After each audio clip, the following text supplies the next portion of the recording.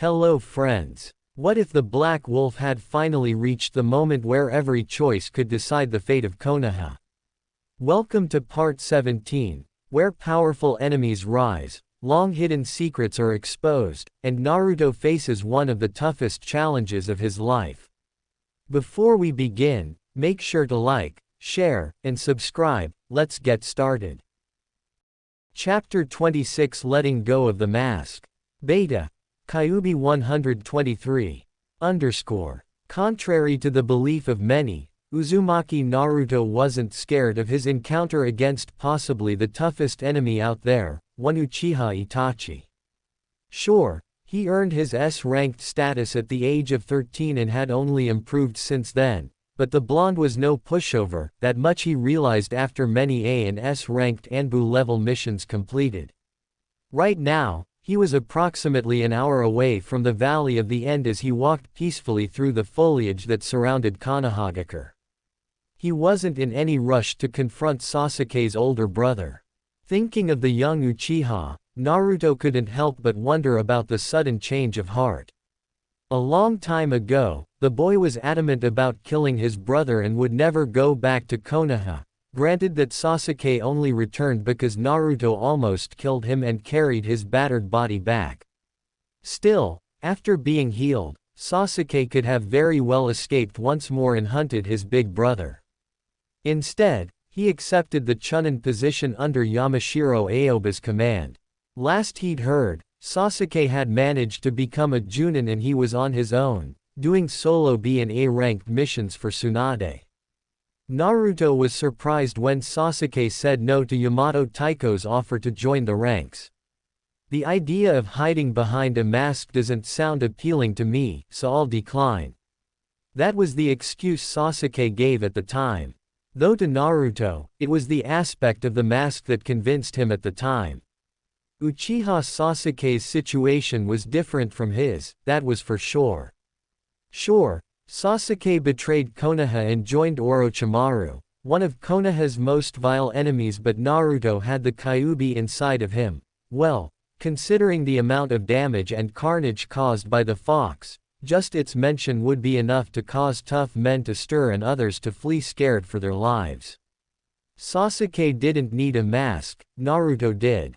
Or so he thought. Today, every time Naruto looked at himself in the mirror, he saw the mask. The noise of the waterfall reached his ears and Naruto realized that he was only a few minutes away from the location. As he walked, the dense forest was slowly opening up to a clearing and Naruto could see the gigantic waterfall in front of him and the statues of Uchiha Madara and the Shadaime Hokage Senju Hashirama. Whether it was coincidence or not, every time Naruto faced an Uchiha was here at the Valley of the End. I was wondering if you'd even come. The familiar voice alerted Naruto to Itachi's presence standing close to the river margin, while staring at the waterfall in front of him. It was somewhat unnerving to see the older Uchiha without the Akatsuki black robes with red clouds. He remembered Jiraiya saying to him that Itachi went rogue on them. Now he looked more like a mercenary than either a shinobi of Konohagakure or a proud member of the powerful organization. My apologies for not arriving sooner, I was busy contemplating this entire ordeal. Who would believe that Uchiha Itachi of all people would want to fight little old me? Itachi turned and saw the appearance of his enemy. Anbu-level missions tend to create confidence in shinobi, he realized. Anbu was crossing his arms like this entire event was beneath his time. The older Uchiha saw a bit of himself once wearing the Weasel Anbu mask and performing tough S-ranked missions both as a regular Anbu and as captain of a squad for Konohagakure without even blinking. Anyone who could defeat the strongest member of the Kiri no Shinobigatana Nananin-shu, 7 swordsmen of the mist, is worthy of attention. If my desire is to test my skills, then my opponent should be at least my equal if not better than me. However, up to now, it's been hard to find such an opponent, I'm afraid. One word that Naruto couldn't find better to describe an Uchiha was arrogance. Sasuke had it in spades, but the blonde always wondered who was responsible for him having such a superiority complex. Are you saying you were better than Hoshigaki Kisame, then? I at least was humble enough to admit that I had helped in defeating him, but apparently the Uchiha's arrogance knows no bounds. Now, I see why Sasuke behaves like he's stronger than Kami himself. He picked it up from his big brother. Tell me something, Uchiha Itachi. If your desire is to ask why I committed such a vile act, considering it was my family and all, then you could stop wasting my time, said Itachi. As an Anbu shinobi, you have access to all of the village's classified information. Everything that both the regular Anbu did in order to secure peace amongst the villagers is filed and open to any Anbu who wishes to dig up the past. Naruto, though, snorted once more at the Uchiha's arrogance, thinking that the blonde wanted to know the real reason behind the Uchiha massacre. Itachi was right. Naruto did have access to the report of that night.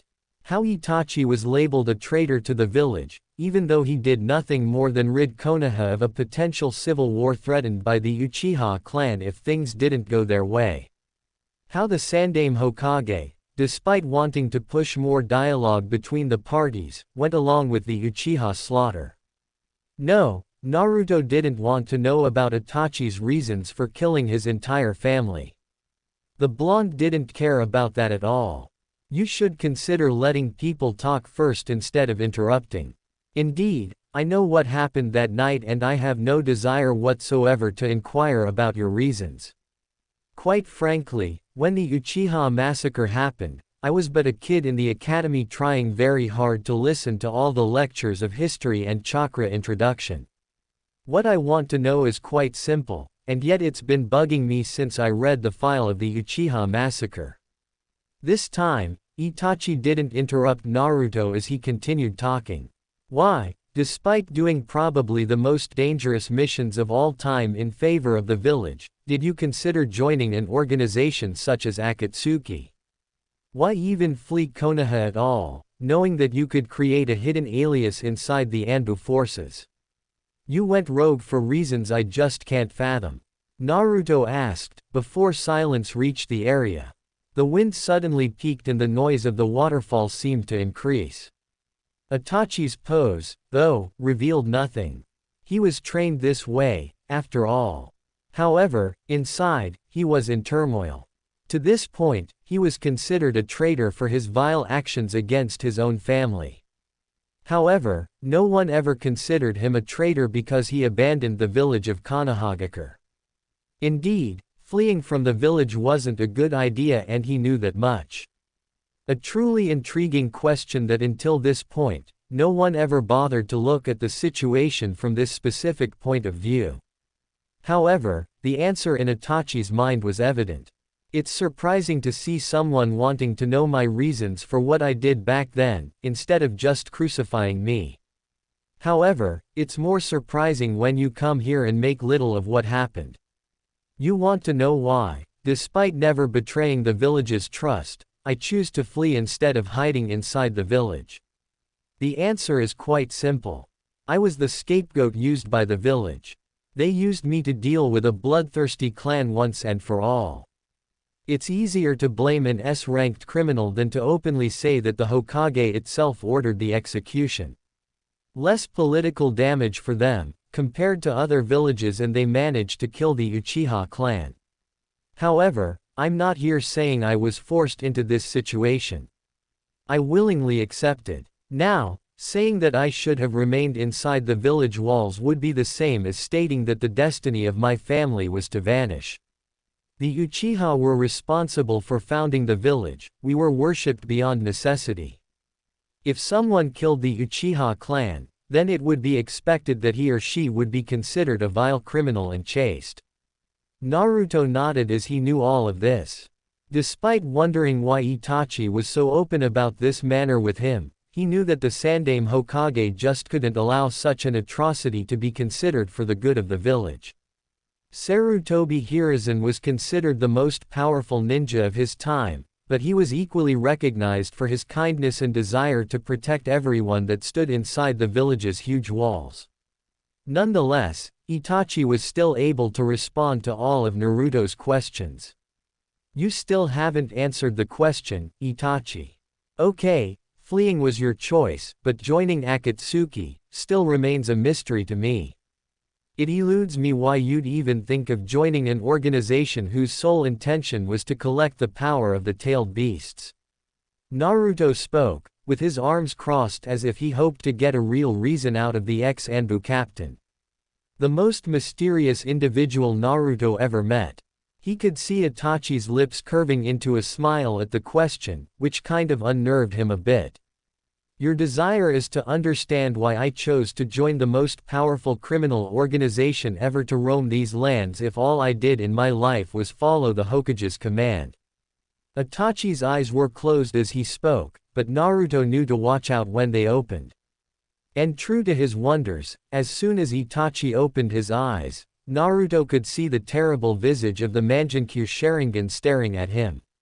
It didn't take 2 seconds before the sky color turned to blood red and Naruto was captured in a genjutsu. Nonetheless, Naruto didn't sense any killing intent coming from Itachi, which was weird seeing as Itachi was an illusion master. "I came to the conclusion that instead of telling you my story, it's best to show it to you," Itachi's voice echoed, but Naruto couldn't pinpoint his location. Suddenly, he saw what appeared to be Konohagakure at night. He could spot a single Anbu shinobi holding a bloodied ninjutsu as he started to jump towards the tree nearby, towards one of the big gates that protected Konohagakure.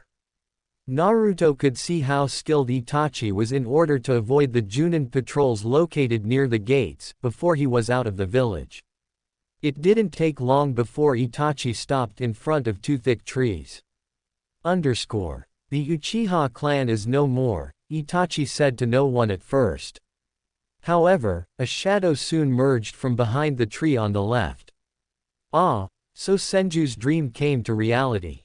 That fool Hashirama always talked of peace, but inside I always knew he would be glad to get rid of our kind."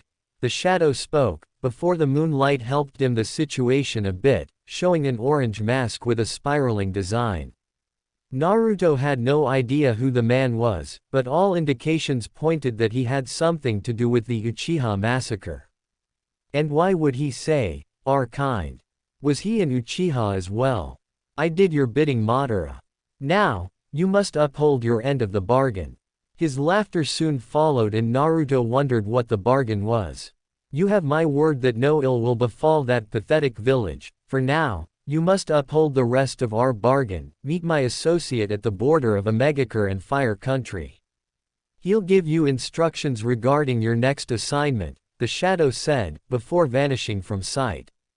Itachi, then, took his time in going to Omegakure. He turned towards the village's direction.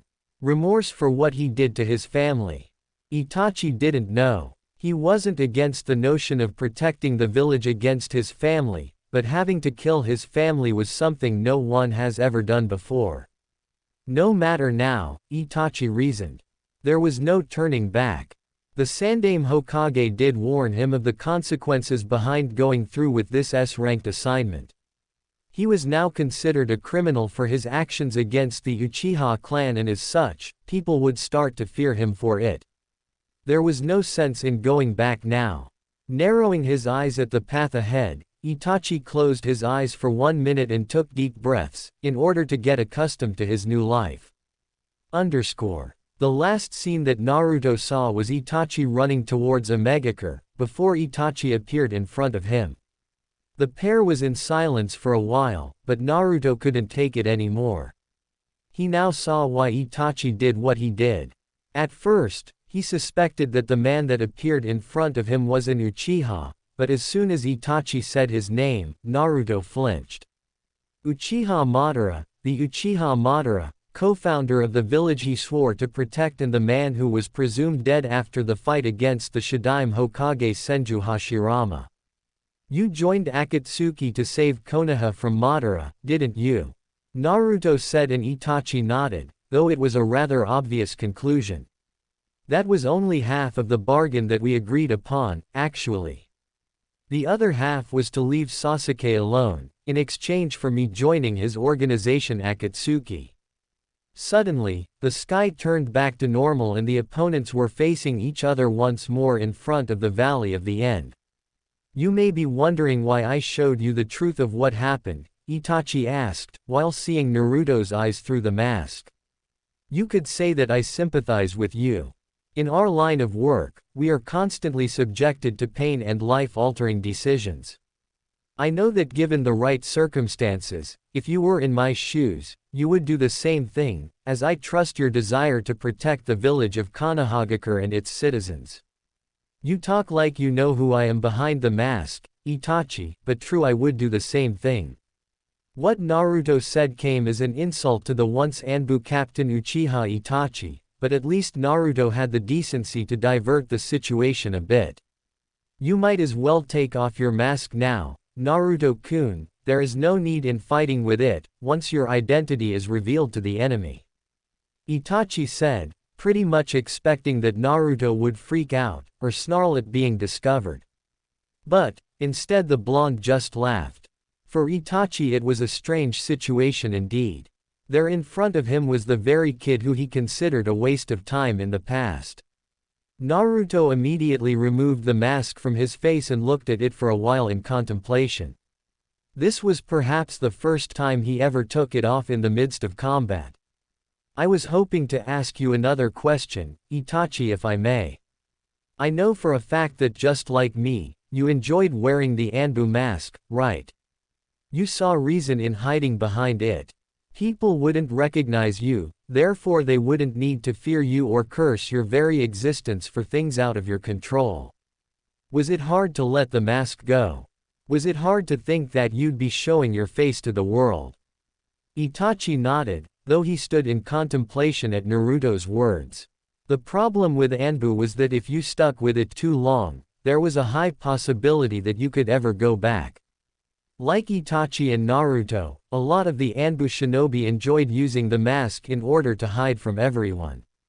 The mask was a part of them, and even after taking it off, they feel as if it's still covering their true face somehow. For the first time in Itachi's life, he found someone worth sharing his pain with. Even Shisui, his old best friend, didn't cause him this feeling. Itachi now knew he'd made the right decision in challenging Naruto for this fight. Uzumaki Naruto would be the one to finally end his life of misery. Whoever said you could just let go of the mask? Your face may be visible without it, but the mask is never truly off, isn't it? Itachi concluded, earning a nod from Naruto. Very true. Okay, now that the pleasantries are over, why don't we get down to business, Uchiha Itachi? Let's just see who the best shinobi is. _ at Konoha == Tsunade was busy in her office doing the usual paperwork. However, her mind was obviously elsewhere. At this exact moment, Naruto could be in danger against Uchiha Itachi, but he was an Anbu now, one of the strongest because of the Kyuubi inside of him. She knew that the boy would manage to hold his own against Itachi. However, her conscience was tormenting her. In a motherly sense, she was worried about him.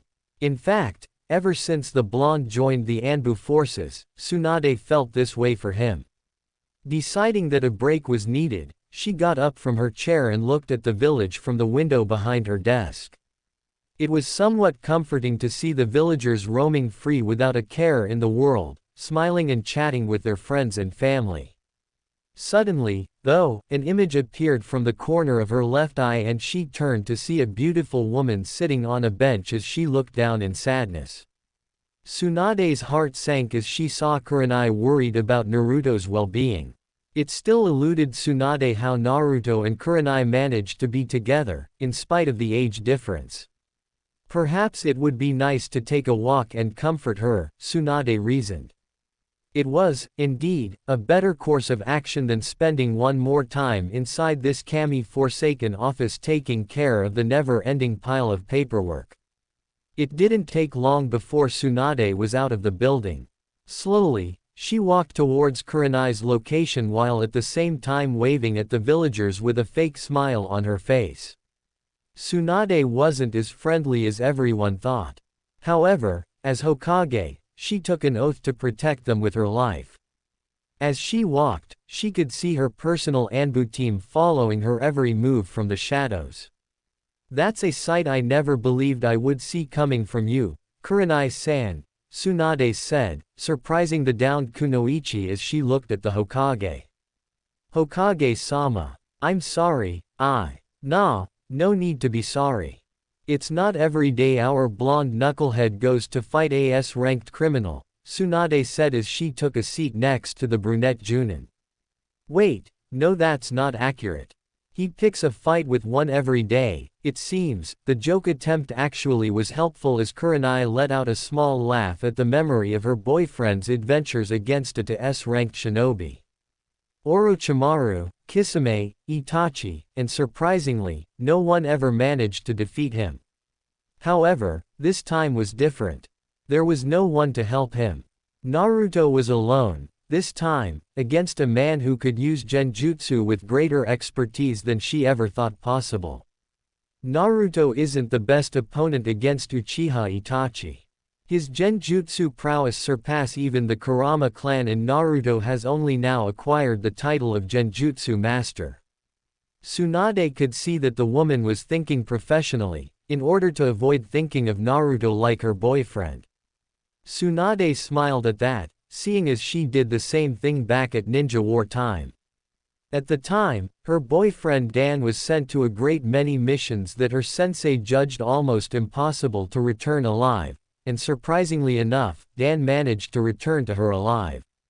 The one time when he didn't, she broke into tears over her indestructible boyfriend's death at the hands of a group of Iwagakure ninjas. "I know what you're doing, Kurenai. You're trying to think like Naruto is just a fellow shinobi," Tsunade said, surprising Kurenai as she looked at the Hokage and how the woman's eyes lost its color all of a sudden. The genjutsu mistress wasn't a stranger to the Sanin's history, mostly because Naruto happened to share it with her on one occasion. Tsunade lost both her little brother and her lover because of the war. In truth, she was really scared of thinking of Naruto like her boyfriend. That would mean that the love of her life was fighting against one of the toughest criminals out there. You know, genjutsu isn't Naruto's best skill. When it comes to taijutsu, kenjutsu and ninjutsu, Naruto's skills have no equal. Plus, he has the fox's power at his disposal, Kurenai. You know all this, right? Itachi may possess the evolved version of the Sharingan, but that's not enough to beat Naruto. Remember that even before he joined the Anbu, he was able to beat Itachi's little brother Sasuke with the Cursed Seal level 2. Besides, simply giving up is not his forte, believe me, I know. Kurenai nodded, before lifting her head and smiling at the blonde Hokage. "Thank you, Tsunade-sama, I appreciate it. I should have more faith that my boyfriend will win the battle and return to me," Kurenai said, before she started feeling dizzy suddenly. Tsunade noticed immediately and grabbed the falling Kunoichi. Quickly feeling her forehead, Tsunade was shocked. Kurenai was having a strong fever. "Anbu," the Hokage shouted, before two operatives appeared in front of them. "Please take Kurenai here to the hospital and reach Shizune. Tell her that I need her at the hospital." Quickly and effectively, the Anbu proceeded as ordered. The Hokage was following right behind the Anbu with the Howl Mask, who was carrying Kurenai on his back. On the way, though, she was getting worried over Kurenai's condition. Tsunade knew the file of pretty much every one of her shinobi, and she knew that the woman in front of her never presented such symptoms. She wondered if the sudden increase in temperature was because of her boyfriend's fight. However, Kurenai was known for keeping her cool in tougher situations before. The Hokage couldn't know for sure without the proper testing. Nevertheless, her instincts always proved to be correct. A part of her smiled at the possible outcome, however another part of her feared that if worse came to happen, Naruto would possibly lose the greatest joy of his life and Kurenai would be alone. Brat, you better return to her safe and sound or else I'll drag you back from heaven and beat the crap out of you. Underscore. Equals with Naruto equals. After the pleasantries were exchanged, Naruto and Itachi just settled to watch each other and possibly study even the slightest change in behavior. Uchiha Itachi was at a disadvantage in this fight. Being with Akatsuki granted him tons of information regarding the Jinchuriki's skills and weaknesses. Zetsu took great care in taking care of this part. However, the man in front of him wasn't the Uzumaki Naruto that he had intel on. This man was different. Naruto, however, knew Itachi's skills and quite possibly his weakness. The blonde took his time in order to avoid making the fatal mistake of attacking first.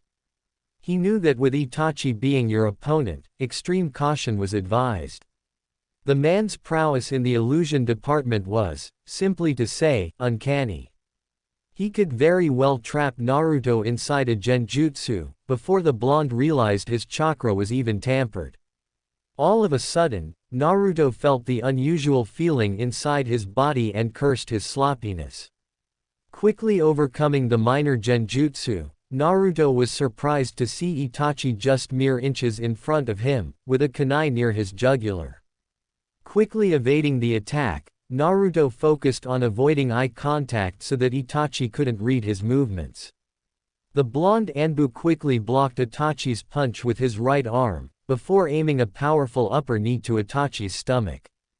Itachi, though, blocked with both hands, but Naruto was not done and, seeing that Itachi's hands were occupied, managed to land a powerful punch to Itachi's face. The elder Uchiha was surprised at the speed while taking his distance from Naruto. Summoning two windmill shuriken from within the tattoo on his wrists, Itachi threw them at Naruto, who at first only saw one. He soon managed to see the second one from the shadow on the ground. Bending his body, he was able to pass in between the shuriken. However, Itachi was capitalizing on that and simply pulled the strings attached to the shurikens, instantly trapping Naruto, who wasn't able to escape when the shuriken returned. His body was sliced in two. However, Itachi had his Sharingan activated just in time to see that the blonde managed to escape by replacing his body with a tree log. Sensing heavy usage of chakra to his right, Itachi turned to see the blonde on the last hand seal, before the wind around the two increased. Futen K's no Yaiba wind release, wind sword technique. Even though the Uchiha had his Sharingan active, it was tough to dodge the rapidly approaching technique. Itachi managed to evade the technique, but he was surprised when a large number of shurikens flew at him, piercing every inch of his chest and arms. His look of surprise didn't faze Naruto as he already suspected Itachi's movement. Itachi was suddenly replaced with a bunch of crows and Naruto knew once more that he was trapped inside a genjutsu, only this time, it wasn't a minor illusion. The problem with genjutsu was that in order to dispel it, you need to overcome the invading chakra with your own. Itachi was aware of Naruto's insane chakra capacity, therefore he managed to add layers to the genjutsus. Naruto managed to dispel the first layer, but he wasn't counting on the possibility of more than one layer of genjutsu, in the midst of the battlefield. Such a thing takes time and great focus to elaborate. Suddenly, Naruto was seeing his legs catching on fire. He could feel his leg burning as Itachi was tampering with his mind. Not able to dispel the technique in time, Naruto did the next best thing to do in order to escape. Grabbing a kunai, he sliced his arm a bit enough for a shallow cut. The illusion was immediately dispelled.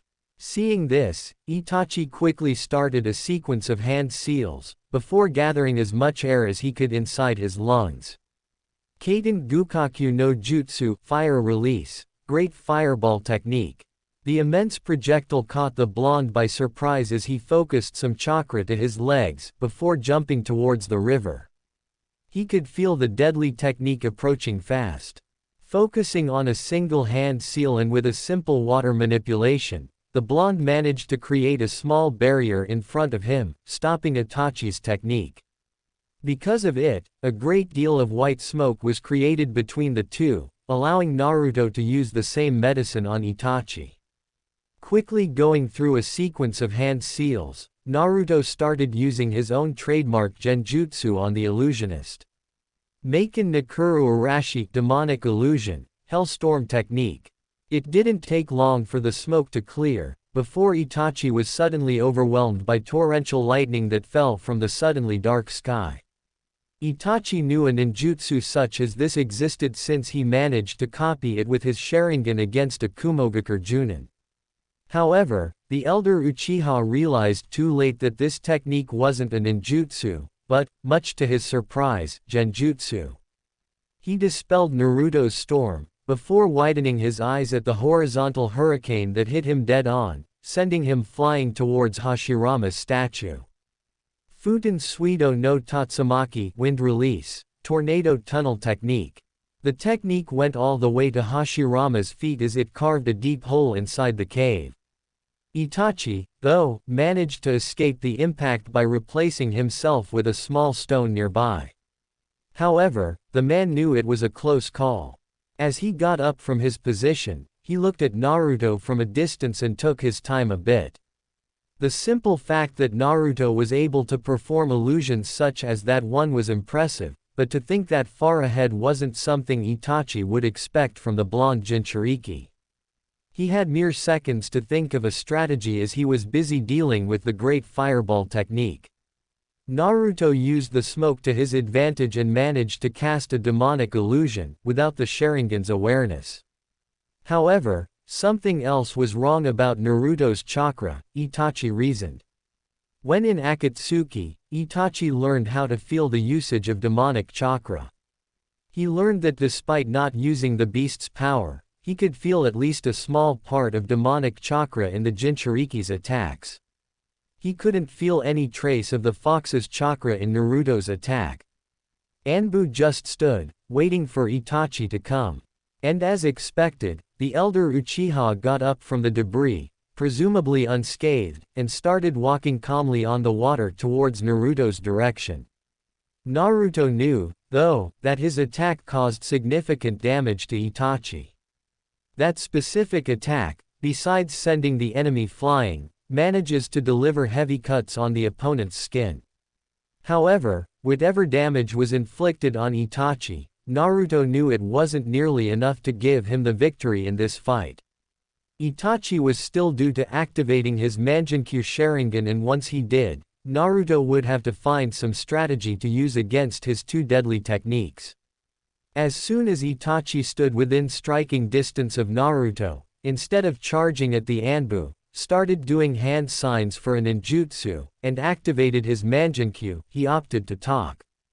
I see you managed to cover a lot of bases after our last encounter, Naruto-kun. I do wonder something, though. Why couldn't I sense any lingering demonic chakra in you? Despite the situation at hand, Naruto smiled at the fact that Itachi discovered his little secret. Also, the echoing laughter that appeared in Naruto's mind showed that the fox was amused as well at the question. However, that doesn't mean Naruto had to give him the true version of what happened. The blonde wouldn't even think of letting Itachi know that his status as Jinchuriki was long gone by now. Let's just say, Itachi, that I practiced a lot in controlling the fox's chakra up to the point of being able to set it aside for usage if the need arises.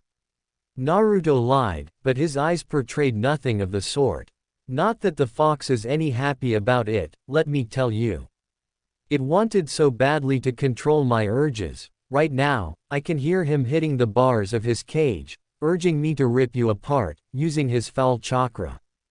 It's just amusing to hear his screams, don't you think? Instead of waiting for a response, Naruto focused a bit of water manipulation and caused a minor jet of water to charge at Itachi, thus taking his focus away from the real attack.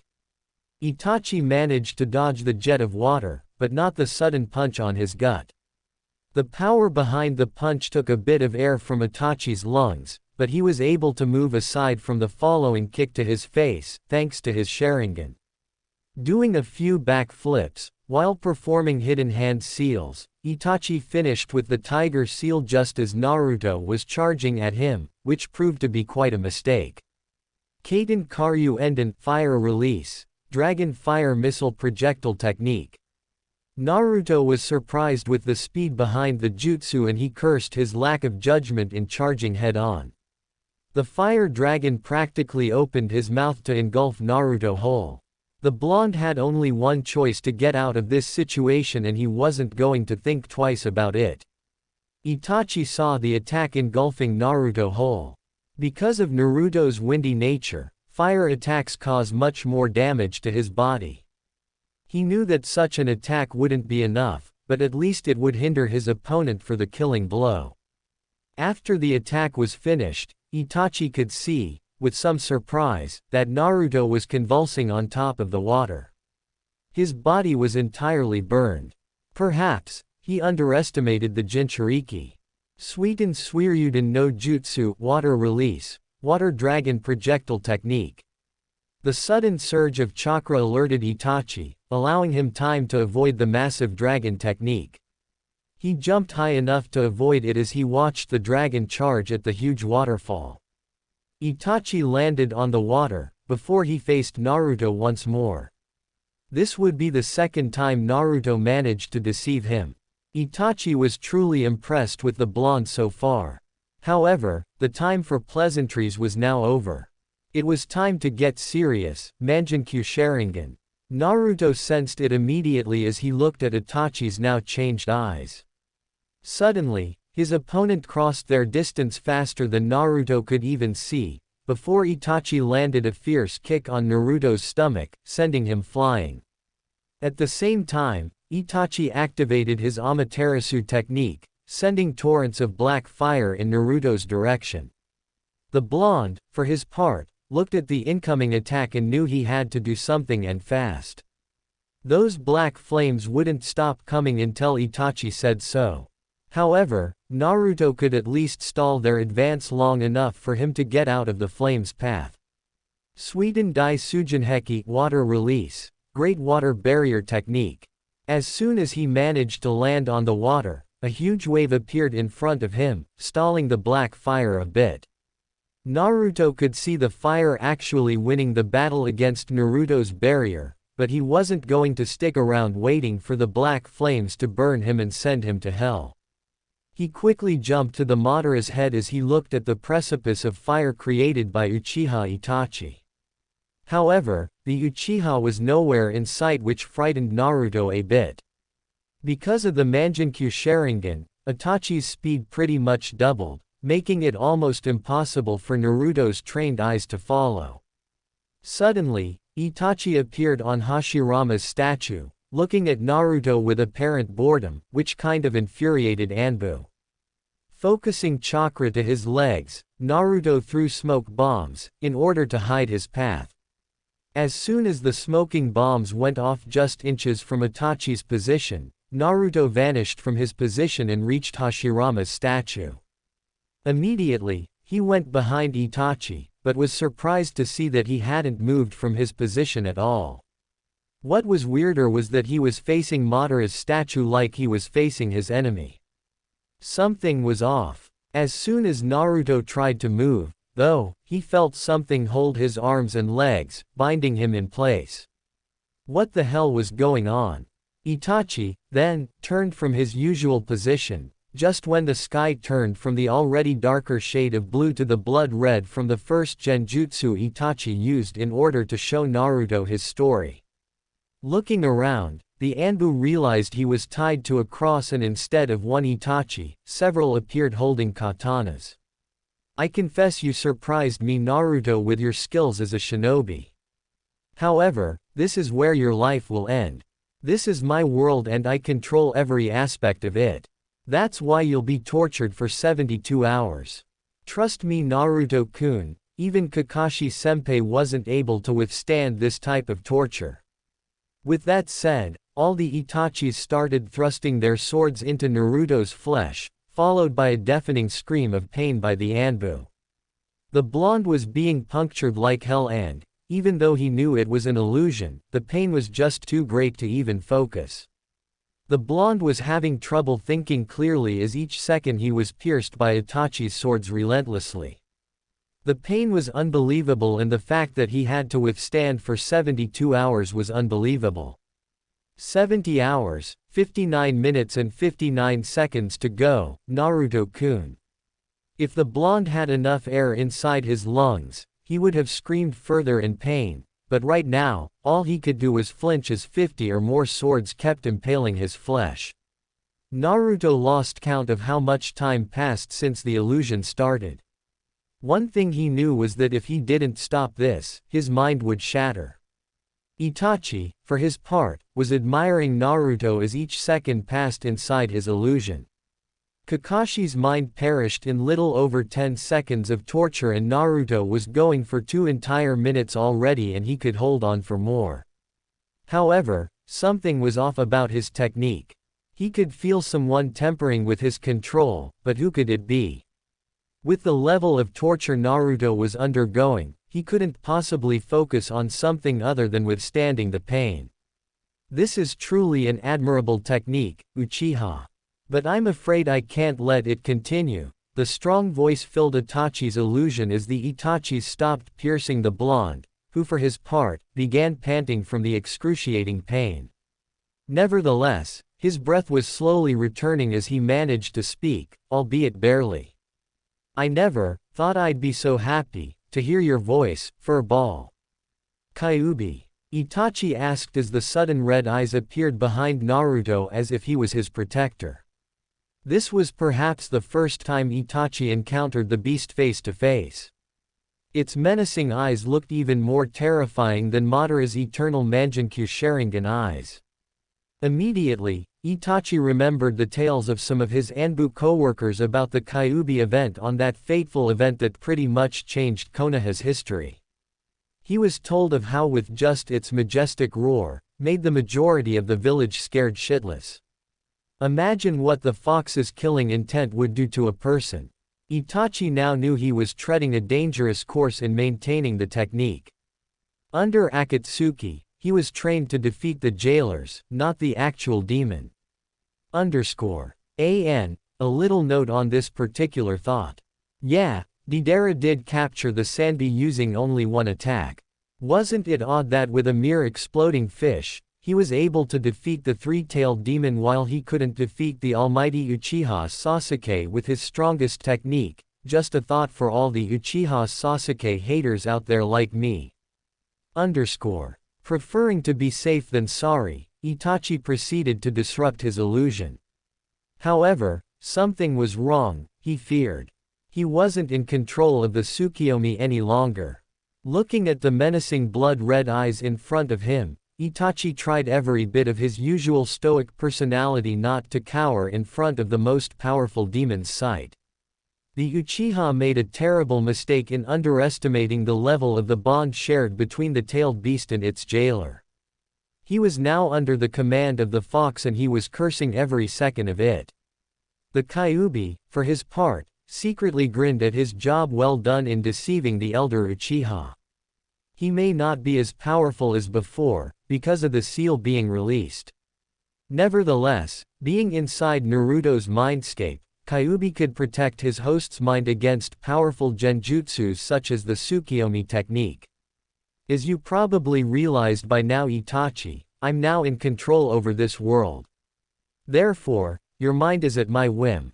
The fox was having a hoot upon feeling this kind of fear for the first time in almost 17 years. He always regarded the Uchiha as stoic individuals. However, Itachi was smart enough to realize the possible implications of what the fox made it out to be. The fox could even hear the man's heart pulsing faster and faster. It was breathtaking and Kyuubi wanted to enjoy every minute of such sweet delight. However, he couldn't allow more time to pass by and he still needed to save his pathetic host from this genjutsu. Quickly relinquishing the technique, With a frightening warning, Itachi and Naruto now stood outside once more, both panting for breath. Itachi's eyes were burning like hell and blood was pouring out of them. The confrontation with the fox weighed heavily on his disease and he realized with a curse that he could no longer use any Mangenkyo-related techniques, or else he would lose his eyes for good. Holding his bleeding eyes, he found that at least he managed to maintain the evolved Sharingan active, which meant he had the advantage in speed and in predicting Naruto's movements. He hoped it was enough to defeat the blonde Jinchuriki. Naruto, for his part, wondered what the hell happened and how the fox had managed to trick Itachi into believing that it had any sort of control over the illusion. Still, he figured that some appreciation for the fox's help was in order. Not that I'll openly say it, you damn fur ball, you ruined my life. Insignificant brat, if it weren't for Yondaime, I'd be eating your soul right now. Just deal with this piece of meat, or else I'll spend my time torturing your soul in hell. Inside, Naruto smiled as he kind of enjoyed pissing the fox off.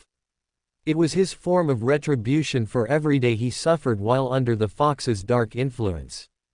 Getting up, he eyed his opponent with a new resolve. It was time to deal with Itachi for good, this time. However, the man's speed was still the blonde's concern. Without the Mangenkyo, Naruto was toe-to-toe with the damn Uchiha. Now, though, Naruto was clearly outmatched. Suddenly, a memory just clicked in Naruto's brain as he looked at the sword strapped on his back, which was left by his mother.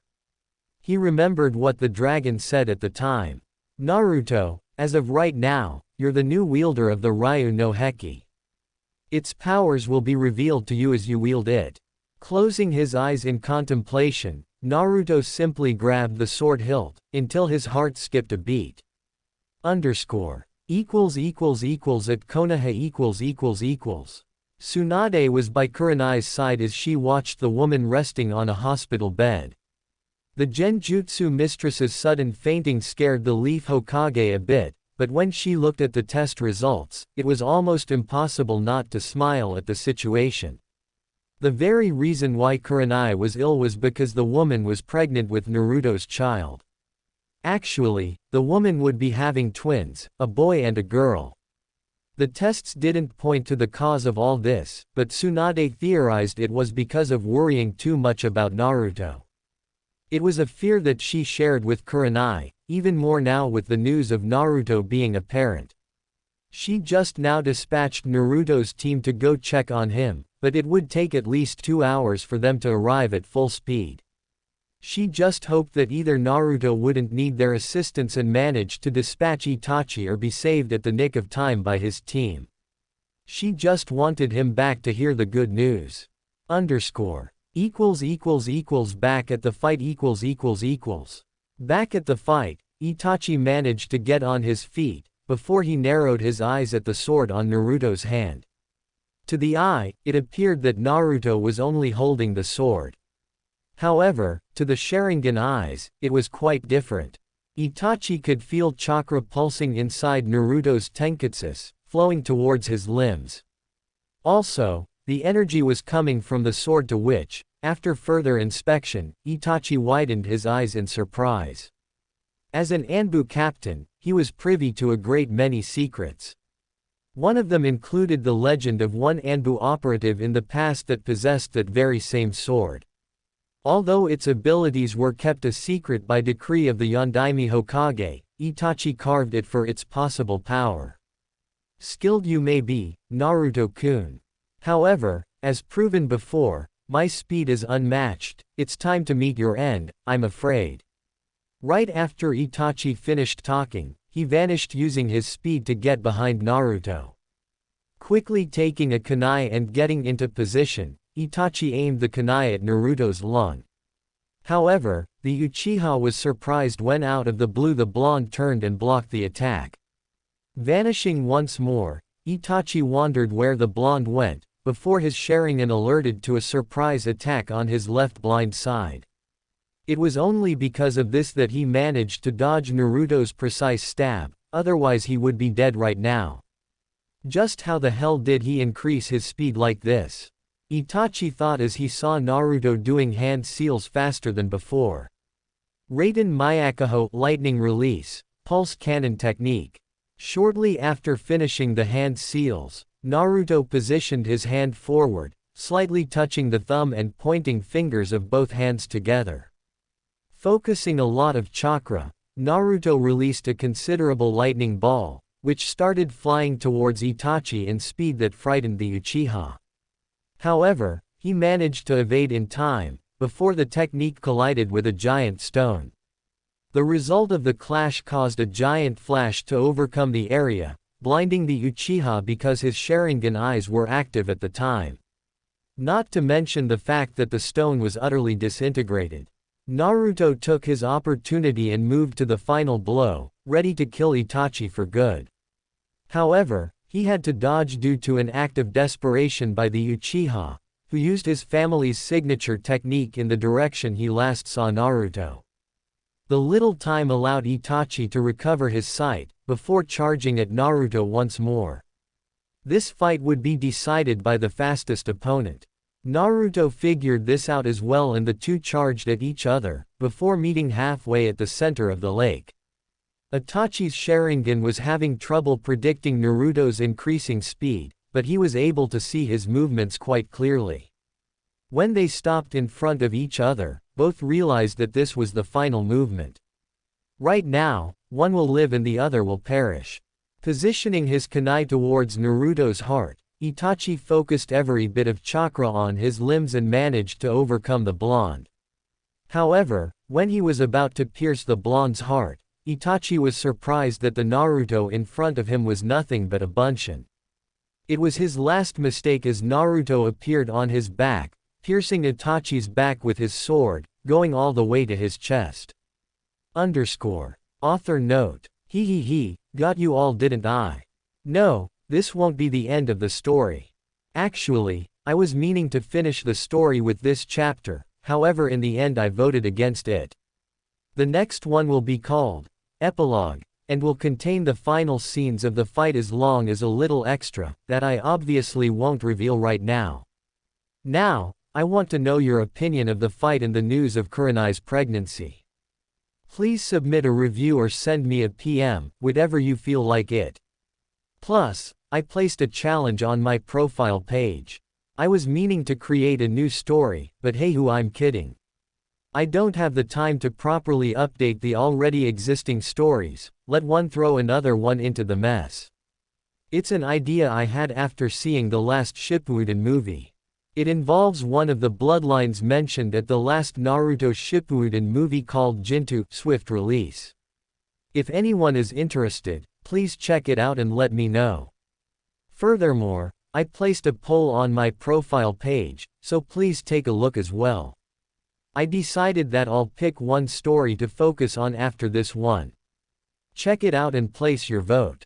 See ya. Chapter 27. Once an Anbu, always an Anbu. Beta. Kyuubi 123. Last chapter. This fight would be decided by the fastest opponent. Naruto figured this out as well, and the two charged at each other, before meeting halfway at the center of the lake. Itachi's Sharingan was having trouble predicting Naruto's increasing speed, but he was able to see his movements quite clearly. When they stopped in front of each other, both realized that this was the final movement. Right then, one would live and the other would perish. Positioning his kunai towards Naruto's heart, Itachi focused every bit of chakra on his limbs and managed to overcome the blonde. However, when he was about to pierce his heart, Itachi was surprised that the Naruto in front of him was nothing but a bunshin. It was his last mistake as Naruto appeared on his back, piercing Itachi's back with his sword, going all the way to his chest. Now, Itachi's eyes soon lost color for an instant as his entire body convulsed because of Naruto's sword piercing his most vital organs. In less than a minute, every day of his life flashed in front of him, as he remembered everything he did up to this point. The way he was raised by his family, his first mission as a shinobi, his first kill, all the way to his days at the Akatsuki organization and how he managed to defeat powerful enemies, like they were nothing. Uchiha Itachi was always considered a prodigy, a genius by his peers back in Konohagakure. However, that managed to inflate the man's ego up to the point where he considered himself invulnerable. The disease caused by the Mangenkyu Sharingan was the only thing he knew could kill him. This was his thought until now, as he looked down at Naruto's sword piercing his lungs. It was kind of ironic how he would meet his death, considering the situations he has been through in his life. He managed to kill the Uchiha clan almost by himself. He was able to go against S-ranked ninjas while in Anbu. He was one of the most ruthless members of the Akatsuki organization. And yet, a single sword managed to end his life. It was kind of a humble feeling prior to his death as Naruto pulled the sword out, before blood started licking away from the death wound. Itachi was slowly sinking, but Naruto grabbed his body. Akatsuki's intel didn't do you justice, Naruto-kun. You've grown powerful, and skilled in all of the ninja arts. I chose my rival well in the end. Naruto was silent, though, just focused on Itachi's words, as they would be his last. I always hoped that Sasuke would be my executioner, so that I could reveal some truths to him about my actions. He deserves to know the truth. Itachi stopped talking as he coughed a lot of blood on Naruto's Anbu vest. His death was already imminent. Naruto saw Itachi's hand going inside a hidden pocket on his pants, before he pulled a small scroll. Coughing once more, his sight was now just a blur as he looked at the clouds passing by. Please give this to Sasuke. I know it won't be enough for him to forgive me, but at least he'll know the truth. Immediately, Naruto took it before placing it inside one of his kunai holders. By this time, Itachi was almost closing his eyes as he already saw a different plane of reality. In front of him wasn't Naruto and he wasn't at the Valley of the End. What surprised him the most, for a moment, was that in front of him was a small house located in the middle of a leafy field. Was this heaven or hell? He couldn't figure it out. Black Wolf, shouted Kakashi before Naruto's team landed next to him, but not once did he take his eyes away from the dying Uchiha. I have only one request for you, Naruto-kun. I know how my brother feels, I know his thoughts. With the truth soon to be unveiled, he'll want revenge, for what I did was for the village's welfare. Please don't let him. Naruto and his Anbu team knew what Itachi was talking about, since they were privy to Konoha's darkest secrets. They also knew that if Sasuke were to know the truth, chances are that he'll forget the oath he took as one of the village's Junin and kill the ones responsible for planning the death of the Uchiha clan. Itachi closed his eyes, not even waiting for an answer from the black-masked Anbu. Not only his disease, but the wounds inflicted by Naruto's sword were too much even for a shinobi of Itachi's status. He didn't need to worry, though. Naruto wasn't sure he'd deliver the letter to Sasuke. The oath he took prevented him from doing anything against the village's best interests. He would have to deliver the letter to the Hokage, who would decide whether or not to handle Sasuke. However, should she decide in favor of it or if Sasuke ends up discovering the truth, he would stop him even if it meant killing him. I can't promise I'll handle the letter, Itachi. But if he eventually learns the truth and decides to take vengeance, I'll stop him, Naruto said, before he took a storage scroll and sealed Itachi's body. We better leave the premises. Immediately, none of the members questioned what happened before they arrived. They just took Naruto's word for it and turned towards Konoha. However, all four of them paled instantly at the feeling of a new presence. They all looked up and narrowed their eyes as two Akatsuki agents stood on top of Uchiha Madara's head, looking down at them. Neither of them looked familiar, but their chakra levels were off the charts. There were two of them against 4 Anbu shinobi. However, engaging in battle against more than one Akatsuki member was suicide and their mission was to secure Naruto for now, at least. It seems that Itachi did betray us after all. Too bad we weren't the ones to finish him off for his treason, one of the members said, with the strange set of eyes and spiky orange hair.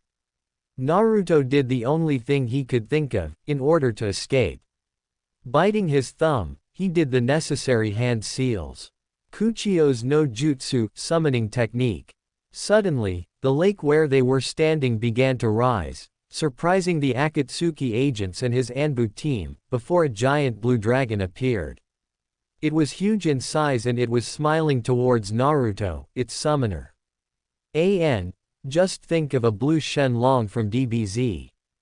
I was wondering when you'd call for my assistance. What is it that you require? Suiryu-san, we are in need of an escape quickly. The dragon frowned at the strange request coming from an Uzumaki. His previous summoner would never think of the strategic retreat. The dragon soon looked at its summoner's enemies, before showing his full-toothed grin. The dragon recognized the purple eyes as this land's powerful Dujutsu, the Rinnegan. No doubt, Naruto wouldn't be able to deal with the man, seeing as he was bearing fatigue.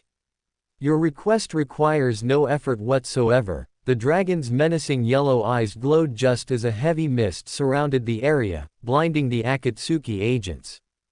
Pain just snorted at the attempt of escape, before he extended his eyes in an attempt to blow the mist away, using his special technique.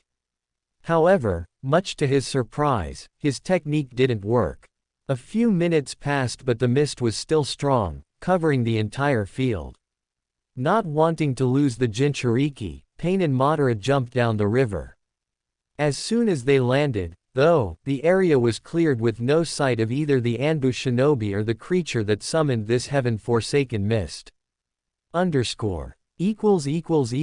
Naruto == After escaping from Akatsuki's grasp, the Anbu team decided to catch their breath, also allowing Naruto some recovery time. Prevailing against Uchiha Itachi was almost impossible, let alone not suffering both physical and mental fatigue. Kakashi could only ponder if Itachi used the same genjutsu on Naruto. The feeling of being pierced by multiple swords over and over again traumatized him somewhat. However, Naruto didn't appear to be suffering from the same symptoms, meaning that he managed to overcome Itachi's Mangenkyu Sharingan somehow. Naruto, we need to get back to the village. What's your status? Hawk asked as he laid his right hand on Naruto's shoulder. Hawk's answer, though, came from seeing his partner's state. The blonde could barely stand, let alone run to the hidden village in the leaves. My head is hurting like a bitch, my body is aching all over the place and I can barely stand, besides that, I'm okay. Unfortunately, that's no excuse, but I could really use some incentive like perhaps a soldier bill. His tone was humorous but the situation wasn't. Bear supplied Naruto with a special blend of his own making, before he saw the blonde's body trembling at the sudden surge of energy flowing through his tenketsus. It wasn't enough to fill a chakra powerhouse like Naruto, but it was enough for him to travel towards Konohagakure at the desirable pace. Naruto did, however, curse Bear from not warning him about taking his special pills, instead of the regular soldier ones, which caused a snort from the big Anbu at the lack of gratitude, seeing as said pill was his last and he had to make more. The blonde smiled and apologized for the kind gigantic man and partner. I'm sorry Bear, it's just that my body is really aching right now. I'll help you make new ones when we reach the village, Naruto smiled, which got a nod from Bear. After that, the team vanished towards the trees as they managed to reach the forests that surrounded the hidden village in the leaves. With each step taken, though, Naruto could feel his muscles suffering from fatigue. However, he just couldn't waste time crying in pain right now.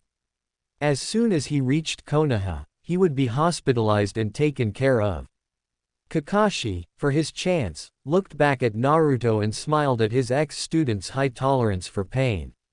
The pill he took from Bear worked differently than the regular ones. Instead of supplying the ninja with a good portion of chakra, it gave strength to the body and limbs. The problem was that Naruto's muscles were already strained from the fight against Itachi, so the pill only managed to increase the pain, allowing a few more minutes of endurance. Nevertheless, their worries were put to rest as the village's gate was visible.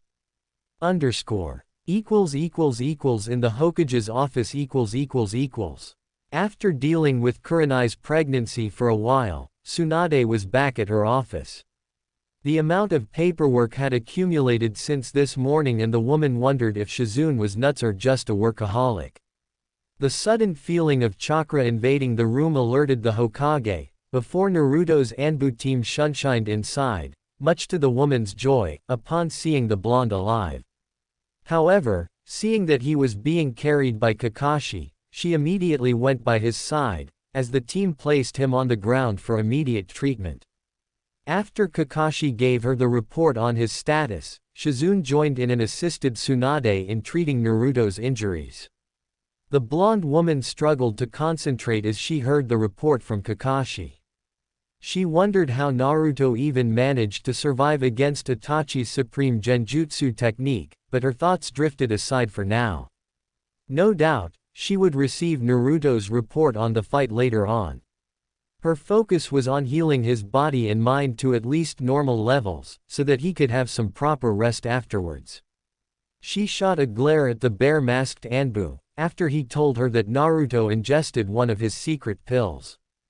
As a proud medic nin and life researcher of new medicine to better heal her shinobi, Tsunade knew that Bear conducted similar experiments and she even allowed the gigantic man access to the Akamichi clan books, of course asking for the clan head's consent as well. Shuzo was a friend of Tsunade's, therefore he was okay with lending the book to the Anbu. As she eased Naruto's muscles a bit, she wondered if given a minute or a mile more, if they wouldn't be torn under the pressure, crippling the blonde for life. It took nearly 10 minutes of medic chakra, before Naruto's condition was stable and by now, his chakra began to freely pass through his chakra pathways. He was awake and got up from the ground as he looked at his surroundings for a bit. He knew this place quite well, seeing as his team was assigned to the protection of the Hokage on several occasions in the past. His eyes could see his team, the Hokage and Shizune looking at him to see that he was okay. Behind his mask, he smiled a bit, while caressing his hair to stop his imaginary headache. Kakashi could relate to that, as the pain was gone, but the images remained. Itachi was truly vicious in his illusions. I'm glad I could heal you in time, Naruto. You gave me quite a scare. Tsunade smiled as she helped him get up. Thank you for healing me, Tsunade-sama. I guess that with the fox's chakra being mixed with my own, it takes longer to heal than before. Nevertheless, my being here shows the success of the mission. The woman nodded with a smile on her face, as anyone who lost in a battle against Itachi either was killed or captured. He certainly deserved the reputation. Naruto, then, handed 2 scrolls to the Hokage, who suddenly became serious. Quickly going to her desk, she unrolled the 2 scrolls, in order to analyze their contents. The big one is Itachi's body I captured after he was killed. The Hunter Nin division will glare daggers at me for doing their job, but at least it's one less S-ranked ninja to worry about. The smaller one is a letter Itachi asked me to give to his brother. It contains everything that was kept hidden from everyone, especially Sasuke. He specifically asked me to keep Sasuke from doing anything stupid towards the ones who ordered the Uchiha clan. However, he first assumed I would give the letter to Sasuke, without even consulting it with you. I'll be handling the report of the fight shortly, Hokage-sama. After a brief read, Tsunade could see that Itachi really wanted Sasuke to know everything, including the fact that the elder Uchiha wasn't forced into murdering his entire clan by the Sandaime Hokage.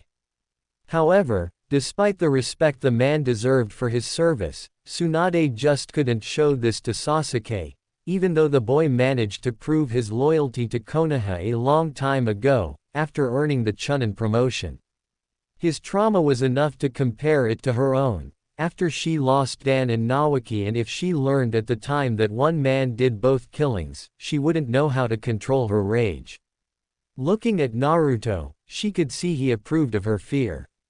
If not, then he wouldn't waste time and would have given it directly to Sasuke as a sign of respect for Itachi. However, she would need to tell him that Itachi was dead, and that would raise unwanted questions. As much as she would like to admit, Sasuke was no fool, as no Uchiha ever was. Besides, Itachi's body belonged to the Uchiha clan, even if now the entire clan was composed of one person. I'll await the report, then. Team dismissed, except for you, Naruto. I want to talk to you about something important that happened while you were busy fighting against Itachi.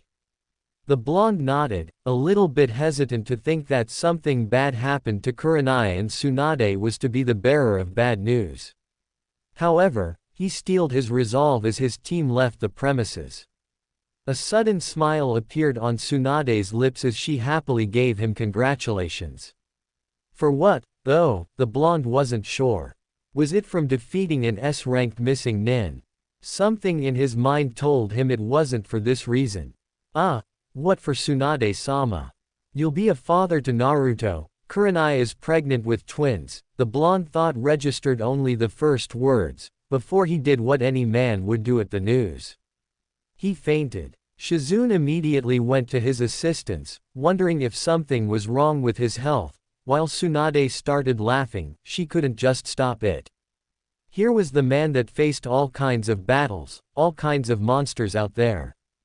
He was the one who defeated Itachi, a foe that Tsunade thought was indestructible, and he chooses to faint upon the news that he will be a father. She guessed that every man did such a thing, upon the news. She remembered the Sandaime Hokage doing just that when his wife told him the news. Even the Yondaime, when he heard of Naruto's birth. Don't worry, Shizune, his injuries weren't the cause of this. He'll get up in no time, and then we'll take him to the hospital room where Kurenai is resting. _= at the hospital ===. As soon as Naruto awakened, he placed his mask back and vanished towards the hospital where his girlfriend was resting, leaving a bewildered Hokage and Shizune, who wondered where he went all of a sudden. On the way, Naruto smiled at the thought that, in about a few months, he would be a father. Even though his mind was fixed on training and missions all the time, there were occasions when he would stop and consider the path his life was taking. Even before knowing about Kurenai's pregnancy, he already knew that she was the one. It's somewhat that he didn't have the time to do what he wanted. The news about being a father was great, but the blonde didn't want it to happen before he could properly propose to the woman. The reason being that doing this after the news would sound as if he was doing just because of the pregnancy, and he was sure Kurenai would think this way. Quickly reaching inside his kunai holster, Naruto sighed in relief as he located a certain scroll. Inside was something of great value that he acquired from a store located in Earth Country, a few weeks ago. The store specialized in rare stones, and the store owner even engraved a special message on the stone, which would be activated upon channeling a small amount of chakra. Since Kurenai was an expert on genjutsu, she was used to focusing on small amounts of chakra non-stop. Naruto took the advantage of a long-term mission once and acquired the stone. As soon as he entered the hospital, he asked the attending nurse for Kurenai's room. Naruto recognized the woman in front of him as one of the Chase the Demon fan club and frowned at the prospect of having to deal with her, without the black mask on. Right now, though, engaging in heated discussions wasn't his priority.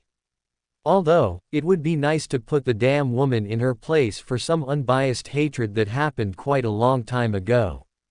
After receiving the room number, Naruto turned his back on the woman, without even showing his appreciation for the fact that she was just doing his job. Upon reaching Kurenai's room, Naruto opened the door only to be astonished at the sight before him. Kurenai was fast asleep on her bed, while illuminated by some rays of sunlight that managed to pass through the room curtains. As he approached his girlfriend, he could see the smile on her face as if nothing was able to bother her at all. Kurenai, for her part, stirred a bit as she started missing the warm feeling of the sun while sleeping. As her eyes slowly opened, she could see a shadow of a person standing next to her. When the image fully appeared, Kurenai threw herself at Naruto, hugging him for all he was worth. She was worried about his fight against Itachi, but seeing that he was here with her, proved that he was fine. Even before she could ask what happened, Naruto placed both hands on her stomach, in an attempt to feel the baby kicking.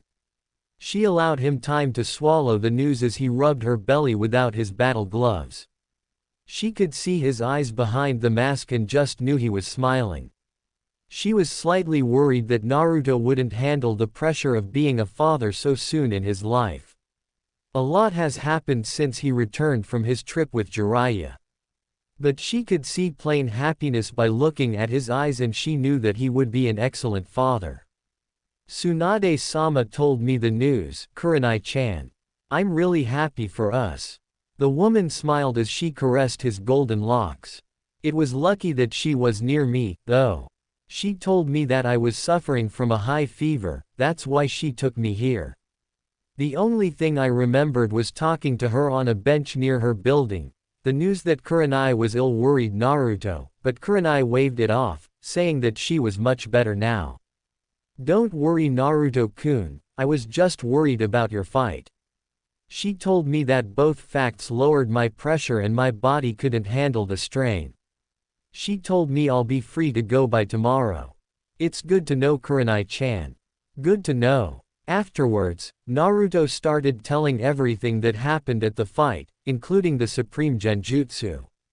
Naruto knew that Kurenai was hooked at the mention of powerful genjutsus and even the possibility that an unstoppable genjutsu was dispelled by a ninja. Kurenai, for her part, remembered Kakashi's state after receiving Itachi's Mangenkyu Sharingan genjutsu, the Tsukiyomi. It was a blessing that Kyuubi resided in Naruto's body. After Kyuubi broke the genjutsu, Itachi's eyes started bleeding profusely, forbidding him from using more of his powerful techniques. With my mother's sword, I was able to top his speed and delivered the killing blow. It was strange, Kurenai-chan, the moment I started using the sword. I could feel my chakra flow speeding up through my tenketsu, and the amount of chakra I was able to flow through my legs was unbelievable. Itachi couldn't even track my movements with the Sharingan. I heard something about said ability, but never would I have guessed that it was your heirloom. After the report was over, Naruto flinched as his mind started processing how he would go about doing what he wanted to. He guessed that it was like a band-aid, just ripped it off. However, his mind went through every possible scenario and he cursed his Anbu training for interfering with his personal life. Just the thought of Kurenai taking it the wrong way would be enough for his heart to crumble. However, it was one of those things in life when you can't control it, no matter how you wished to. Reaching inside his kunai holster for the scroll, he unsealed his gift and got on his knees for a split second. She saw everything. Kurenai-chan, Naruto said, as he opened the small black box to reveal a beautiful diamond ring. The woman's eyes were immediately hypnotized by its beauty. It wasn't exaggeratedly detailed or overly shiny. It was perfect. The ring was made of yellow gold, and in the middle of it, she could see a small diamond stone, similar to those found in caves scattered around Earth Country territory. She remembered going once to one of those caves, while on a genin mission a long time ago. However, despite being mesmerized at the sight of the gift, she also realized her boyfriend's intention. Naruto-kun, are you? Ever since you came back into my life, my feelings for you only rose, and now, they are up to the point that I cannot imagine my life without you. Kurenai's heart was pounding as Naruto confessed his feelings to her. I want you to be with me for life, Kurenai-chan. He took off his mask all of a sudden and stared at her loving red eyes, with all the courage he could muster. Will you marry me? By the time he proposed to her, Kurenai's eyes softened. Half of her mind, the analytical one, believed his actions to be justified given the fact that they would be father and mother in less than 9 months. Normally, in this type of situation, the man would take the responsibility of being a father and extend it to being a husband as well. Not for the sake of his or her happiness, but for their offspring. However, the woman knew better than to think this about her lover. Naruto may be young in age, but he was more mature than others twice his age.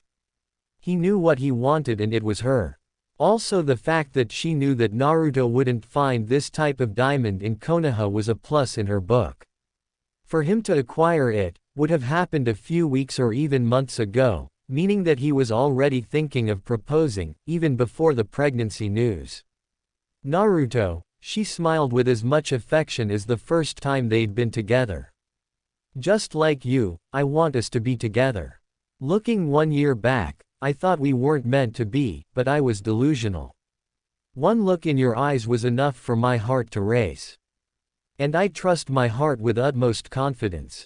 Yes, I will marry you, my darling, and raise our children together. As soon as the words left her mouth, she saw the big smile on his face and the bright blue eyes that she always enjoyed getting lost in, facing her. The man in front of her was one of the strongest shinobi in the village, hardened by the missions he went through. Still, she smiled at how happy he was right now because of her acceptance. Naruto and Kurenai immediately shared a hug together, before the blonde asked for her hand so that he could give her the ring. I asked the man for something special just for you, Kurenai-chan. Please channel a bit of chakra into the ring. She wondered what could possibly happen, but did exactly what Naruto asked her to do. The surprise manifested in front of her like a show of magic. Slowly, as she focused a thin line of chakra, a message was being written on the diamond's sides. On the right side, the word, red, was soon finished, before the word, rose, was written on the left side of the diamond. Kurenai had to put her hand in front of her mouth so that Naruto wouldn't see her gawking at the surprise. She remembered hearing these 2 words 2 times in the past and she wished the blonde said it more often, although she never complained about the lack of romance between the two. At least once a week, Naruto would whisper something romantic to her ear, whether they were on the street or cuddled up inside either his or her apartment. Naruto-kun, this is wonderful. I've never seen it before. It must have cost a fortune. I'm glad you liked it. Naruto was interrupted by someone clearing her throat and looked towards the door to see Tsunade there with a huge grin as she looked at the couple. The blonde immediately bowed in respect to the Hokage, while Kurenai, since bedridden, bowed her head slightly for appraisal. Tsunade dismissed the formalities, before approaching the other side of Kurenai's bed. She could see the ring on Kurenai's right hand and smiled at remembering the scene of Naruto proposing to the older woman, as soon as she opened the door. They were so engrossed, that neither of them felt her arrival. She couldn't be happier that they hadn't turned to meet her. Congratulations you two once more, it seems that not only you'll be mother and father, but husband and wife as well. Now Naruto, I came here to discuss your future and Kurenai's. She will be off duty of course as I expect that she will come to the hospital at least once a week for a checkup. I'll be here personally checking you or Shizune, in case I'm too busy. As for you Naruto, seeing as you'll be a father in 9 months, I'm giving you a choice. You're one of the best Anbu in this village, as such you could hold your position along your team. Or, given your service to the village, you have enough points to be an elite Junin. You don't have to choose right away, think it through and tell me tomorrow. Now, a nurse will soon arrive and give you one final check, Kurenai. After that, you're free to go. I'd advise, though, that you two start making arrangements for the future. Naruto seemed to contemplate Tsunade's offer, leaving Kurenai to thank the Hokage. She knew what her fiancé was thinking about. After Tsunade left, it didn't take 5 minutes before the nurse came and analyzed Kurenai's condition. Another 10 minutes and the couple was now leaving Kurenai's room. They couldn't leave the hospital together, otherwise Naruto's cover would be blown. Therefore, she turned to Naruto, now with his mask on, and laid a kiss on it. "I'll be at home, Naruto. Bring dinner at 8, so we can talk about everything, including your career." The blonde in turn just smiled, before giving her one last hug and left in a shunshin. == at the Anbu HQ ===. Quickly summoning a couple cage bunshins, Naruto immediately attacked them with particular finesse as he dashed through them. In less than a few minutes, he managed to beat 10 of them. He had a lot in his mind to grasp. Ever since he came back from rescuing Sasuke, the Anbu mask was his companion. He felt complete wearing it, it felt right, he reasoned. By all means, he wanted to march to Tsunade's office and say that he wanted to remain as an Anbu. However, thinking about the type of missions he undertook on a regular basis, the enemies he faced, his current job was dangerous. Before, he shrugged it off, saying that aside from Kurenai, it was worth it. Now, though, 2 new members would arrive in 9 months and they would depend on him for proper care and such. A ghost replica of himself soon appeared in front of him as they danced in the middle of the training ground, each one parrying the other's blows. Naruto knew from other members that the fear of dying in battle wasn't for the Anbu, but their respective families. Some were afraid to die and leave them alone, without a father or a mother. He now knew what they were talking about. The replica began with a few hand signs, before a water dragon charged at Naruto. Quickly evading the technique by jumping to the left, Naruto focused chakra on his limbs as he took his ninjutsu. The replica was surprised and didn't move in time, before he was impaled by Naruto's sword. "I figured you'd be here, Naruto," the voice of Kakashi awakened him from his daily slumber. "I was just sorting some stuff, that's all," Naruto said, as he placed the sword inside the scabbard and approached Kakashi's position. He could see the smile on Kakashi's face, which meant that the man already heard the news. Kakashi, for his part, knew it from the Hokage who trusted him enough to share Naruto's life with. However, he also knew that Naruto would have to make a choice just like every Anbu who was about to have a family. Thus, he came in order to help his student through this life bifurcation. He already spoke with Hawk and Bear and both of them were okay with whatever Naruto chose. Kakashi smiled at that. These 3 made a nice unit, one of Konoha's best actually. First of all, congratulations on both according to Naruto. Kurenai is a nice and beautiful kunoichi. No doubt, you both were meant for each other. Thanks sensei, but that wasn't the reason you came here, isn't it? Kakashi faked being saddened by his student's words, but Naruto let out some laughs at his expense. Indeed, it wasn't. Tsunade-sama told me of your choices now. And I was hoping to help you, since I know more than most, what it means to let go of the mask and step out of the shadows. In truth, besides Itachi, Kakashi was the only man Naruto knew was an ex-Anbu. However, even as a Junin, Kakashi was always the mysterious type, just like Itachi. Both of them held so many similarities now that actually scared Naruto. Aside from Itachi going rogue and joining Akatsuki, his and Kakashi's records were the same. Even the skills matched, because of Kakashi's Sharingan. This mask has been with me for almost 2 years now. I look at my reflection in the mirror and it's there, even though I'm not wearing it. How could I just let that go? Also, with the babies coming, I can't just go on Anbu-level missions anymore and risk being killed. They would need me, Kurenai would need me at home. I just don't know what to do. Kakashi-sensei, the scarecrow Anbu nodded and placed his right hand on Naruto's left shoulder. Naruto was growing up faster and now, his life came to one of those decisions which no right answer would ever be found. It was just a matter of listening to your heart and mind. Believe me Naruto, I understand what you're going through. Right now, there are 2 doors in front of you, which will lead you through different paths. The point is, no matter how much you think about it, you won't be able to choose the right one. Not even using your cage bunshin. It's one of those times when you must let your heart do the choosing.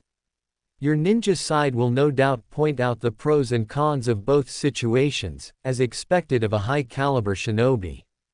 But right now, you must choose as a normal human being.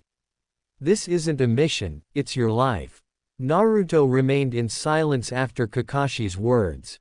However, Kakashi knew that the blonde's choice by now. Once an Anbu, always an Anbu. Naruto, a familiar voice startled Naruto and Kakashi, before they turned to the door, only to see their comrades Hawk and Bear. We are family the minute you join the ranks, even if you leave afterwards. You have something to protect now, besides yourself and your teammates. None of us would expect you to continue to wear the mask you so proudly carried through the last 2 years. We can have our daily spars outside the Anbu Corps. You know, there are lots of hidden training grounds out there that no one thinks of exploring. Naruto laughed at his friend's words and appreciated the advice. It won't be as fun without you around, that's for sure. I just wonder whom Yamato will place in our team as your replacement. Naruto smiled at that as well. He made a family here in the Anbu Corps, and Hawk was right. Once an Anbu, always an Anbu. Kakashi couldn't help but smile at the sight of these three. He once hoped that the same feeling was shared by his genin team, but now that he thought about it, back then, it was the worst possible choice for a team. He smiled once more, before reaching for a small scroll hidden inside one of his pant pockets and released a hidden item, which surprised the three Anbu a bit. Since you've already made your choice, I'd like to give you a small gift that will certainly come in handy while being an elite Junin.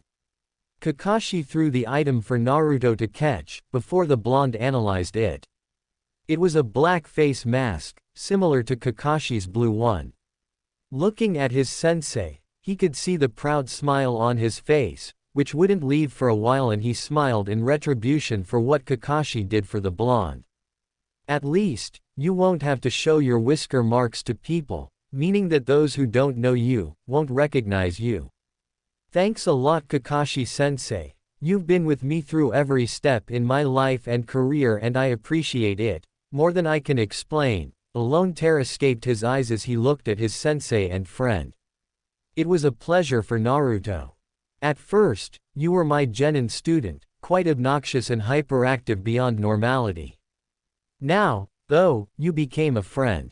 No matter what happens to you, you can always come to me. Afterwards, the both shook hands together, sealing forever their friendship. It didn't take long for Hawk and Bear's hands to join theirs as well. Once an Anbu, always an Anbu. == at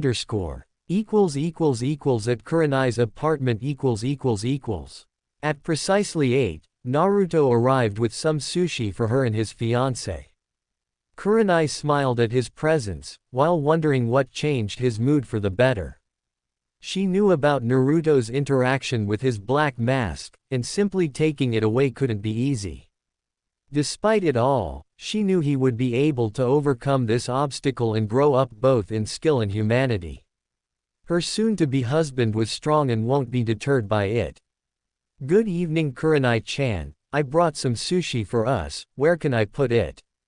Wow, Naruto, you brought too much, even you couldn't eat it all. Kurenai smiled as she set the table for 2 plates, wondering why Naruto bought more sushi than they could eat. I just thought that with the twins on their way, you'd be eating for 3 now. Naruto smiled as he took his mask off and helped Kurenai with setting the table. The woman, for her part, smiled at the blonde's idea. Surely, with the pregnancy, a woman is expected to eat more for the baby. In this case, 2 babies. After setting the table, the couple happily ate it, and Naruto found that he was right. Kurenai couldn't stop eating the delicious sushi and sashimi that stood before her.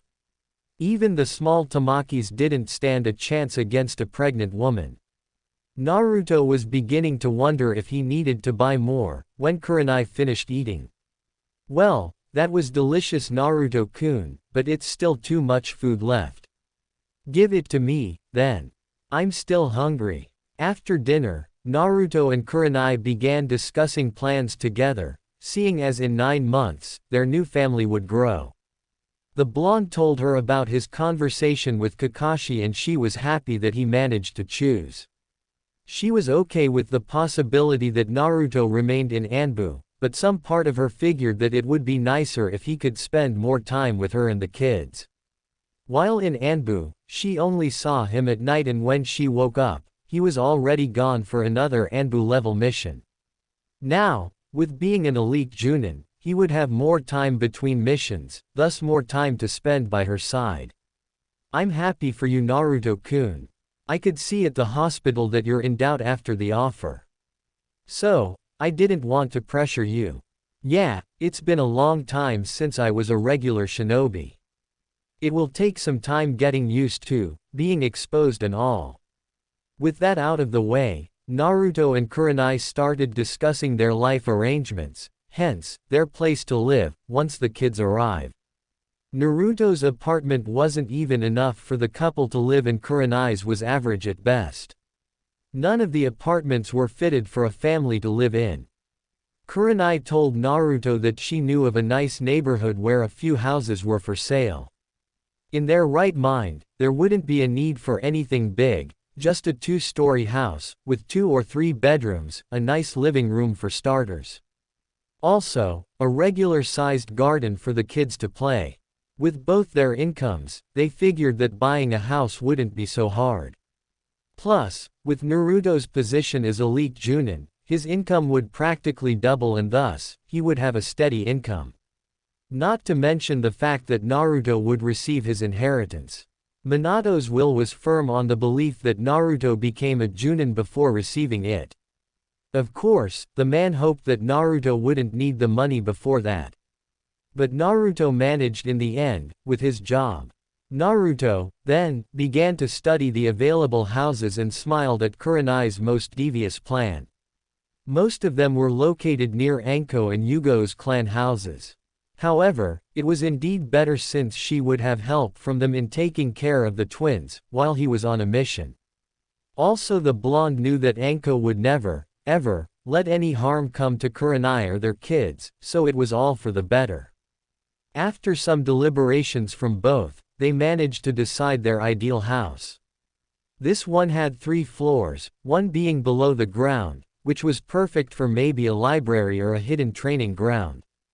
3 bedrooms and 2 bathrooms, all of them located on the last floor. Add to the fact that the living room was rather spacious and the garden, while not too big, was adequate for 2 children. Kurenai asked Naruto if she could negotiate the deal herself, to which Naruto accepted. He will need to deal with Tsunade in the morning anyway, about his decision. _= At Hokage's office == 2 days later, 2 Junins stood in front of the Hokage, waiting for their next assignment. Uchiha Sasuke and Haruno Sakura, despite protests from the Uchiha in particular, became what Tsunade hoped it would be a team later on. Sasuke grew up a lot, now mimicking his father Fugaku in choice of clothes. He also had his kusanagi strapped on his back, just like when he was a ninja from Sound. Sakura, for her part, abandoned her tight black shorts and settled for nice Anbu-style pants, the same color. She wore her Junin vest, on top of her usual red shirt. According to Tsunade, the last member of the team was still due to be selected. So, while they waited, Sasuke and Sakura performed missions with different Junins, even a seasoned Chunin on occasions. Reporting for a mission, Tsunade-sama.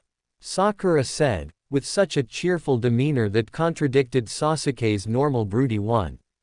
"Ah, I have the perfect mission for you too, now where it is." "Ah, I found it. Tsunade-sama, any news about our 3rd member?" After hearing the question, Tsunade smiled at the memory. Flashback on. Tsunade was busy sorting out the mission pile, when she sensed someone teleporting inside her office.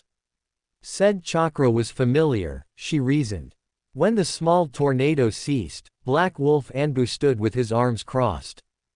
Today was the day Naruto came to tell her his choice.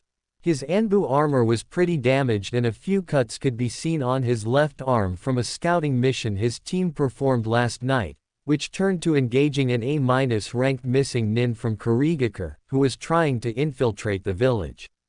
I guess you already made your choice, Naruto.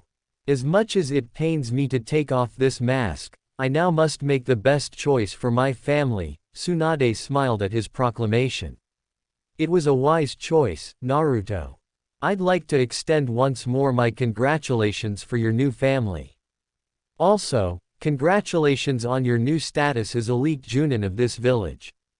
You may take your mask off now. Naruto nodded, before slowly holding his mask and removing it from his face, revealing to Tsunade his black mask that covered half of his face, including his birth whisker marks. As it turns out, I have an opening spot for a special Junin team I've assembled. I believe you'll fit nicely. Report here tomorrow, same time, dismissed. Flashback off. As a matter of fact, Sakura, yes, I believe I found your third member and he's due to arrive in approximately 2 minutes, the statement surprised Sakura and Sasuke. To think that said man had such a sense of punctuality was unheard of. However, the knock on the door showed proof of what Tsunade said. After the permission from the Hokage, the door opened to reveal a Junin, from the looks of it. However, it didn't take 2 seconds, before they recognized the third member's identity. Of course, the blue eyes and blonde hair was a dead giveaway, but the mask that covered his face was new. Naruto, for his part, pretended not to be surprised, upon seeing his old teammates waiting for him at the Hokage's office. However, by the looks of it, it seemed that these two were part of the team Tsunade spoke about and he was the third member. Uzumaki Naruto, reporting for mission Tsunade-sama. His tone was neutral, which surprised both Sasuke and Sakura. What surprised them more was the lack of intimacy that one would expect from being on the same genin team a couple of years back. Sasuke remembered his fight with Naruto, and how fiercely he fought to bring him back to the village. Looking at his back, Sasuke couldn't recognize him. He half expected the blonde to simply turn and give him thumbs up or his goofy smile, but nothing happened. Sakura, for her part, looked at his back and could sense the power he emanated.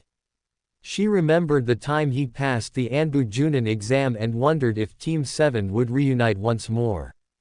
Good, now that the team is assembled, there is a B-ranked mission for you to perform. Sakura here will be the leader, as said mission involves Konoha Hospital. There is a village near Omegakure's borders that more often than not, sells powerful medicine to us. Your mission is to go there and acquire the medicines. Be careful, though, Omegakure is a mess right now, probably with some missing ninjas around the area. I expect great things from this team, dismissed. Afterwards, the three vanished in a shunshin, before Naruto appeared once more, like Tsunade expected him to. What do you think? The Hokage asked, before she saw Naruto's smile behind his black mask. I think it's going to be a disaster, however, you won't be hearing any objections on my part. Upon hearing this, Tsunade couldn't help but smile as well. You didn't tell him yet, did you? About Itachi's letter. I haven't decided yet. I'll have to run it with my advisors, seeing as they are involved in this as well. Naruto nodded and was about to leave once more, before he turned to the Hokage. In case he doesn't take this well and decides to retaliate, I won't think twice in dealing with the situation appropriately. Tsunade could sense the seriousness behind his statement and nodded. When a Junin rebels against his Hokage, I won't expect anything less of you, Naruto. With that, Naruto vanished once more towards the gate where Sasuke and Sakura would be waiting for him. The path ahead was clouded for now. Akatsuki received a huge blow from Itachi's betrayal and their lack of numbers. However, Naruto couldn't put it past him that the threat still remained. Also, seeing as he had a family now, he couldn't allow the possibility of that damned organization going after Kurenai or his children. Another thing was this new team of his. I only hope that history doesn't repeat itself. That's it for part 17. If you enjoyed this story, don't forget to like, share, and subscribe for more Naruto What If stories. And comment below, what do you think will happen in part 18? See you in the next video.